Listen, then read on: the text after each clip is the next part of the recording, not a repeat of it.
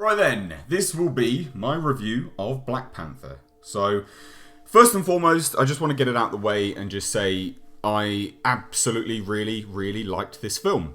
But it has its problems, and I will get into it.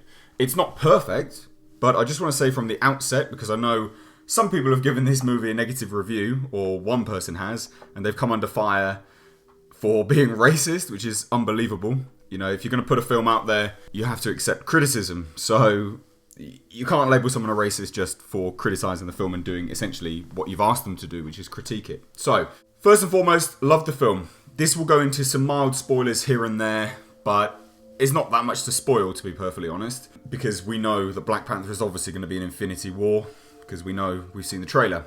But from the outset, this is a movie which is very focused on racial oppression, basically, and segregation, and it does push an agenda, right?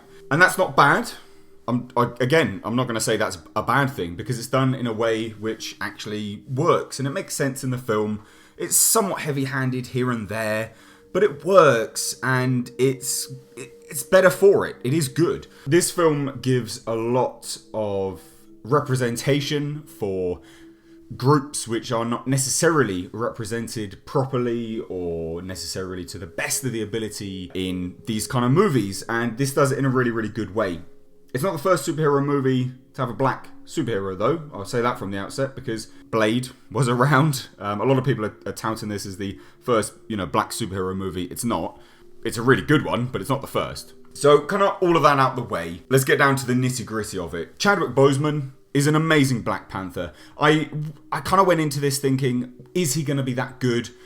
Am I going to be bothered to listen to him putting on that accent for, 2 hours, 15 minutes? This is a long film. Can I listen to him for that long? Yeah, you get used to it. It's actually not that bad, and it's not monotonous like you'd expect it to be. I expected it to be. And it's not. It actually really works. Michael B. Jordan, oh my god. Such a good character, Killmonger, Eric Killmonger. This guy, I need to get into this. This is probably, in my eyes, the best Marvel villain we've had. And Eric Killmonger, Michael B. Jordan, is a powerful villain. Not powerful because of his power set and his skill set, because he is, essentially, an opposite to Black Panther, right? Which I don't need to get into the reasons for why that isn't that interesting. The most compelling thing about this character is his conviction, his emotional backing, his desire, and essentially what this guy has been through to make him who he is as the villain for this film. And he is the driving force behind this film for why it is so good. Every scene with this guy was fantastic. You feel what he feels. You absolutely are torn between wanting him to achieve what he wants, but also going, he can't achieve what he wants because it's not right. But it is as well. It's a torn villain, and it's portrayed so good. Michael B. Jordan, I'm really glad he had another shot in a superhero film outside of that trash Fantastic Four or Fant Four stick. It is very good. He was absolutely superb. I believed him. Like I said, I was torn between wanting him to achieve what he set out to do, but also wanting Chadwick Boseman to kick his ass. So, the villain aside, they have absolutely corrected their issue, in my eyes, behind the whole Marvel villain problem, which they are renowned for. Lupita Nyong'o, pronunciation to one side, awesome, great, really good to see her in something a little bit more than, some kind of CGI and the other stuff that she's been in. I thought she was fantastic. Really liked her character. Forrest Whitaker was a pleasant surprise. Really liked him as well. Daniel Kawale, again, pronunciation to one side, great. Not really in it for that long, but good. Kind of conflicted here and there. Angela Bassett, awesome. She played Chadwick Boseman's mother, or Black Panther's mother, and again, really good. I will say this, Andy Serkis as the Claw, or Ulysses Claw, so good. Oh, what a great character. And again, I said spoilers, but what a shame that he's dead. This is one character that they could actually bring back, because Claw was funny. He was evil. He takes great pride in being an arsehole. And he does it so good. This is a guy that you watch on screen and you go, yep, he loves being a villain. And it's fun to watch. It was really, really, really good. And Letitia Wright as Black Panther's sister, very, very good. Really, really liked her, actually. She was a pleasant surprise. I wasn't really expecting that much from her in this film.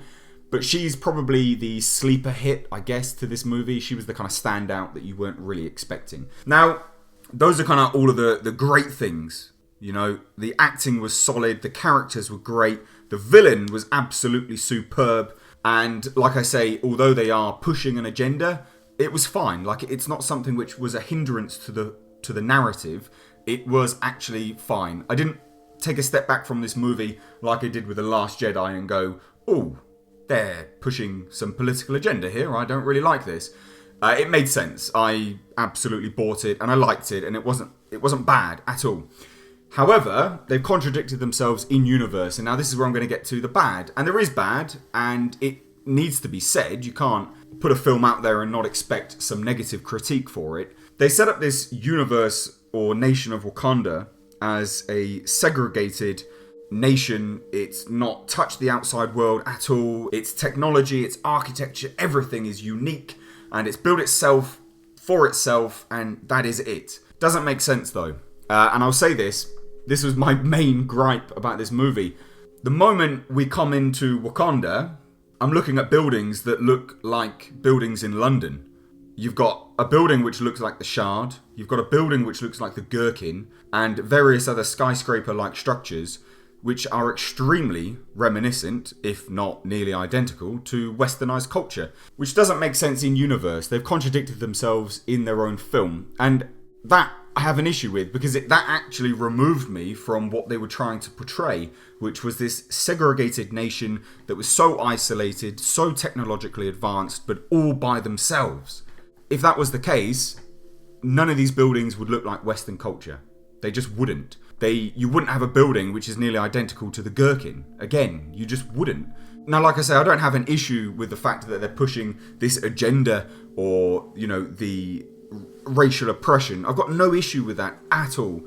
That's not what I have an issue with. I take umbrage with the fact that they can't stick to it in their own film. So that is my main gripe. But getting back to the good, because, we like to compliment Sandwich, I guess, because I'm going to have a bunch of people saying I'm racist now. But let's compliment Sandwich this statement and this review with the fact that the action scenes were some of the best choreographed I've seen in a Marvel movie. It was, again, some of the best. This is probably my second favourite Marvel movie, and it's for different reasons. I rate Guardians of the Galaxy as my absolute all-time favourite. And I'm not a Marvel fanboy. There's Marvel movies which I think are absolute garbage, but I like Guardians of the Galaxy because it's fun. I like Black Panther for separate reasons. It has a great pace, has a good story. The villain is absolutely superb and extremely believable. And he pulled it off. Michael B. Jordan and his acting in that was solid. We had an interview with Michael B. Jordan saying that he took his inspiration from, the likes of Heath Ledger, to kind of put this performance together of this villain with utter conviction. And yeah, I can genuinely believe it. The action was solid. The choreography to the action was great. But my main issue was just the architectural designs. Like, it just didn't make sense to me. I'm watching this film thinking, yep, this is an African nation which has been segregated even from the rest of Africa, and yet it has a building which looks like the Gherkin. I could hop on a tube because I live in London and I can go and look at a building which looks pretty much identical to that. That threw me out of this movie. It's not overly long. I said from the outset that it's 2 hours 15 minutes, and it seems like a long film, but the pace is so good that it does kind of chug along. It's not perfect. I don't think everyone's going to like this movie, and I don't think you have to. You don't have to be racist to not like this movie, but it's a good film. I would genuinely say go and watch it. I watched it on an IMAX screen. I had a great experience doing so. I do not have any issue recommending this film to anyone, but be warned about the skyscrapers looking like westernized culture. So, that out of the way, have you seen Black Panther? If you have, please do let me know down below in the comment section. Let me know if you have the same issues that I had, or whether you shared any of the sentiments that I shared. I know a lot of people have been kind of put on this film has been put on this pedestal, and like I say, I know one person's been labelled a racist for not thinking it was amazing. But like I say, I had a good time. But I would like to know whether anyone didn't like it, or they shared kind of the same issues which I had with it. So let me know down below in the comment section. Subscribe for more movie reviews in the future. Check out my other content. As always, I've been Mr. H, and I will catch you in the comment section.